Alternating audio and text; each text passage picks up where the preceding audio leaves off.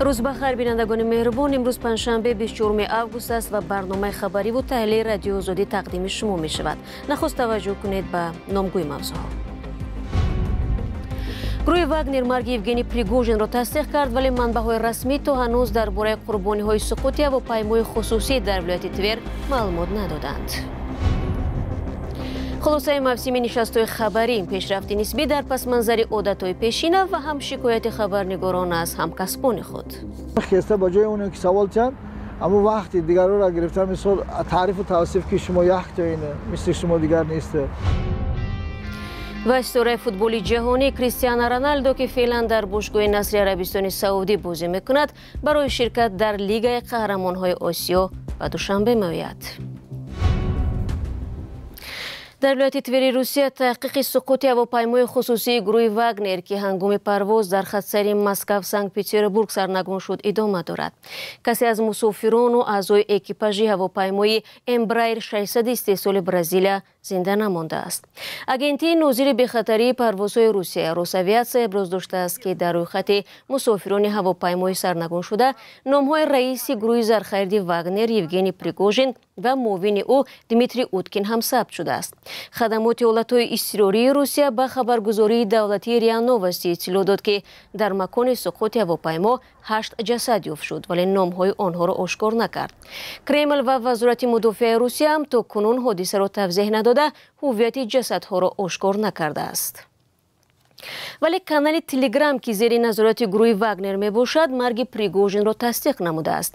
کانال سیره زونا پریگوژین را قهرمان نامیده افزوده است که او از دست خائنان وطن به قتل رسید.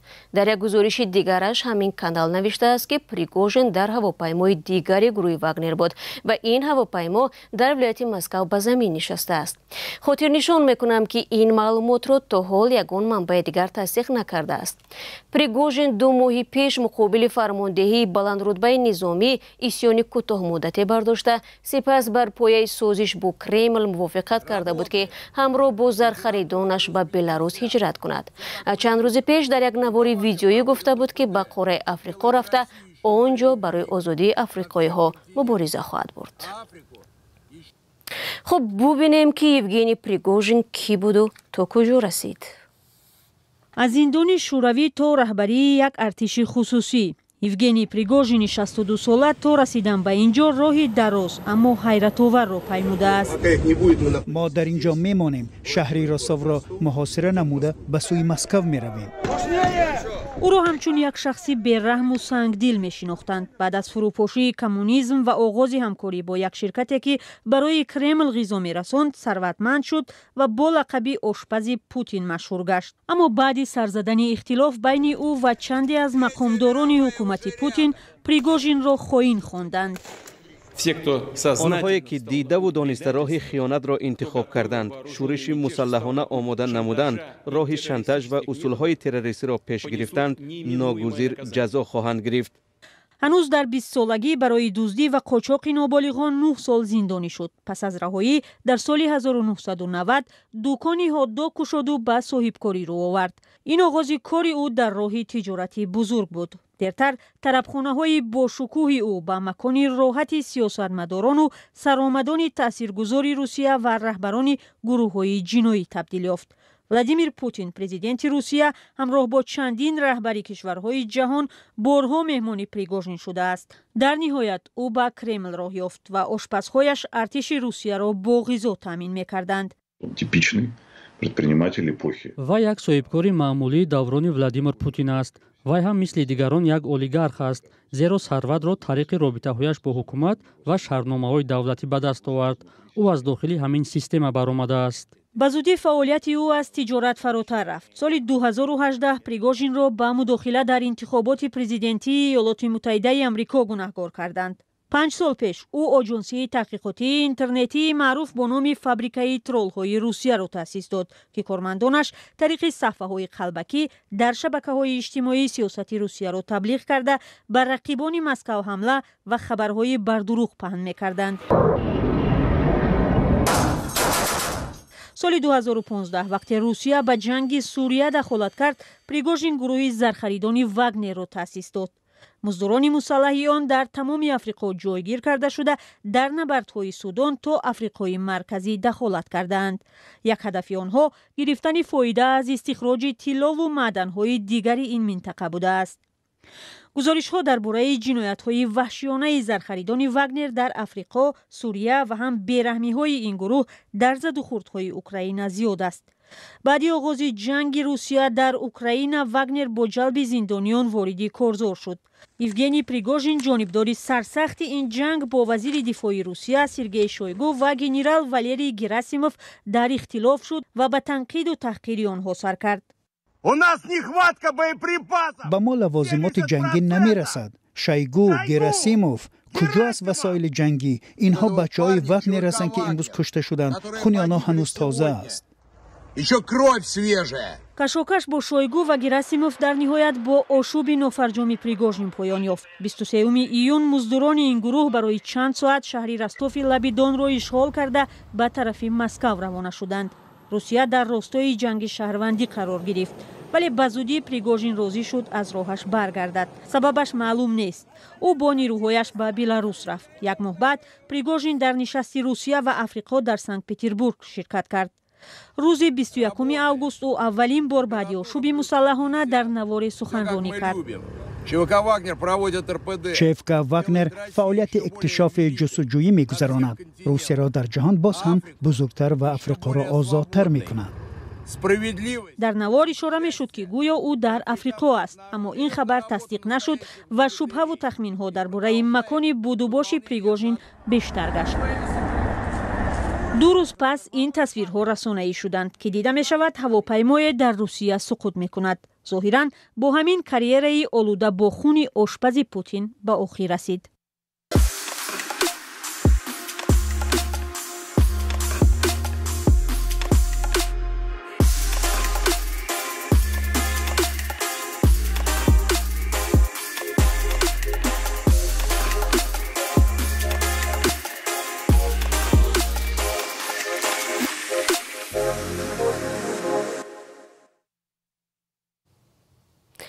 برنامه اخبار آزادی را از تاجیکستان پی میگیریم. نشست‌های خبری وزارت و اداره‌های دولتی که 26 ایول آغاز گردیده بودند، هفته گذشته به انجام رسیدند.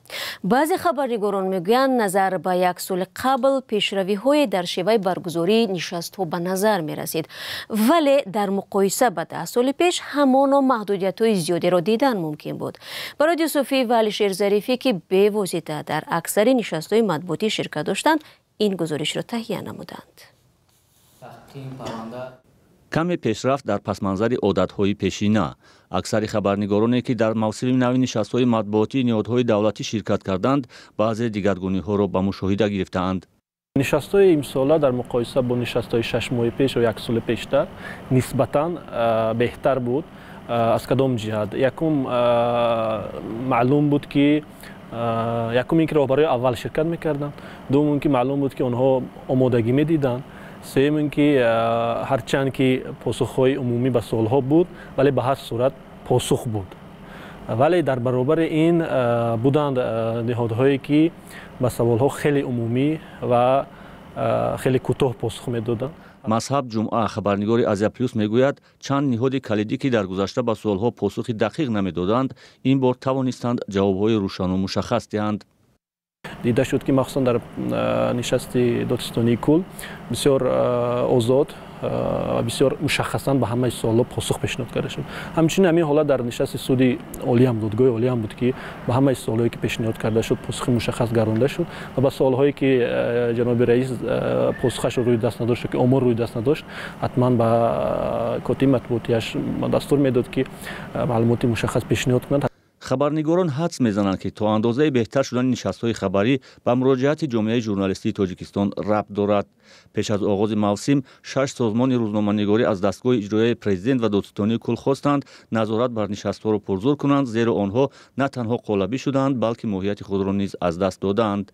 با فرق از بهبودهای اندک، خبرنگاران در منطقه‌ها شکایت دارند که شیوه برگزاری نشست‌های خبری بدتر شده است. همچنین چندین سال است که مقامات دادگاه ولایت سوخت، ریاست وزارت کارهای داخله نمایندگی دادستانی حربی اداره برق ولایت از برگزاری پریس کانفرنسی یعنی نشست‌های خبری دست کشیدند.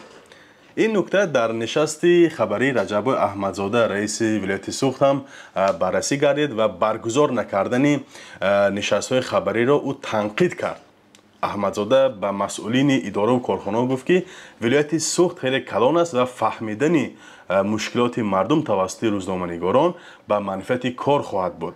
از برگزار نشدن نشست‌های خبری چند نهاد کلیدی در منطقه کلوب نیز خبرنگاران شکایت می‌کنند، اما چیزی دیگری که باعث نگرانی برخی آنها شده است به جای سوال تعریف و توصیف صدا می‌دهد.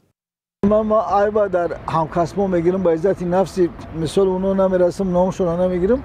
در ما همه چیز پوشیده نیست. یک شاید بگذار باشد لگنبرداری باشد، بگیم همین خیلی تقلب کاری باشد، چیزی باشد که یا خود شیرین کنی باشد، خودشون چی میکنن و هر چیزی که هست از ما چیزی که وای موافقت نشست برای تعریف توصیف نیست. بعد همین خسته با جای اون که سوال چند اما وقتی دیگر را گرفتم مثال تعریف و توصیف که شما یک تا اینه مثل شما دیگر نیست. ضیافت‌های خرد یا هدیه‌ها در نشست‌های خبری در شبکه‌های اجتماعی بحث برانگیز شده بود. برخی دعوت می‌کردند که باید خبرنگاران از مهمانداری مقامات در نشست‌های خبری استفاده نکنند. از تقدیم شدن مغز و عسل یا لفافه‌ها نیز کنایه‌های صدا داد. برگزاری نشست‌های خبری تشبث پرزیدنت تاجیکستان امامعلی رحمان بود که 18 سال پیش شروع شد و فضای اطلاعاتی را رنگین‌تر کرد.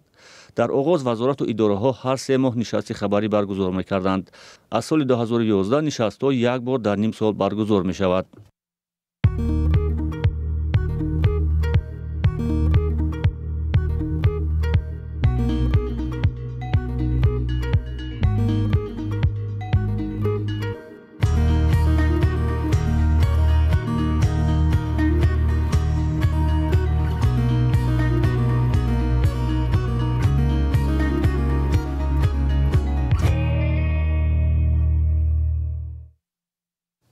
برنامه را ادامه میدیم. کریستیانو رونالدو به تاجیکستان میآید. این استوره معروف فوتبال در چارچوب بازی لیگ قهرمان‌های آسیا با دسته استقلال دوشنبه بازی خواهد کرد. میرزا نبی خالقزاد در این باره میگوید. دسته استقلال دوشنبه طبق قرعه کشی لیگ قهرمان‌های AFC که امروز 24 آگوست در قرارگاه کنفدراسیون فوتبال آسیا در شهر کوالالامپور مالایزیا دایر گردید، در یک گروه با باشگاه نصر کریستیانو رونالدو بازی می‌کند. به اطلاع سامانه رسمی باشگاه فوتبال استقلال، قهرمان تاجیکستان در گروهی با دسته‌های پرسپولیس ایران، دوحیل قطر و نصر عربستان سعودی رقابت خواهد کرد. ضمناً در هیئت باشگاه نصر کاپیتان منتخب پرتغالیا کریستیانو رونالدو هنرنمایی می‌کند. استقلال بازی نخستینش را در مرحله گروه لیگ قهرمان‌های AFC 2023-2024 مقابل دوحیل قطر انجام می‌دهد. این بازی 18 سپتامبر امسال در ورزشگاه مرکزی دوشنبه برگزار می‌شود.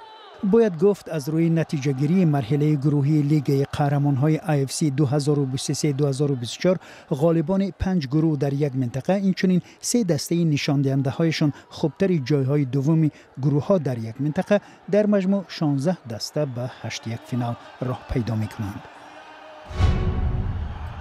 و یک خبر بینو به صنعت‌های گمرکی تجهیزات تحریم شده به روسیه طریق کشورهای مثل تاجیکستان، عربستان سعودی، ترکیه، چین و قرقیزستان راه یافتند. آژانس ریترز در یک گزارش تحقیقی معلوم کرده است که با وجود جاری شدن تحریم، شرکت‌های روسیه از ماه می تا ایون امسال به مبلغ 1.2 میلیارد دلار قسم‌های احتیاطی از جمله دستگاه‌های شرکتی نورثروپ گرامن، دستگاه قهوه‌پزی، گوشی‌های مخصوص تلفن برای رهبرداری هواپیما را خریداری کردند. بنا به خلاصه گزارش، شرکت هواپیمایی اورالسکی اویالینیا از زمان آغاز حمله بی‌دلیل روسیه به اوکراین بیش از 20 نوع تجهیزات استحصال آمریکا را به مسکو وارد نموده است. معلوم نیست که شرکت روسی این محصولات را چگونه خریداری کرده است. رسیدیم به فرجام برنامه. تشکر که تا این لحظه ها ما رو همراهی کردید. خبرهای بیشتر را با عکس و ویدیو می توانید از سامانه رادیو آزادی و صفحه های ما در توییتر، تلگرام، فیسبوک، اینستاگرام و یوتیوب و تیک تاک پیدا کنید. تشکر که همیشه با ما هستید. خود را احتیاط کنید و خدا نگهداری هر یک شما باشد.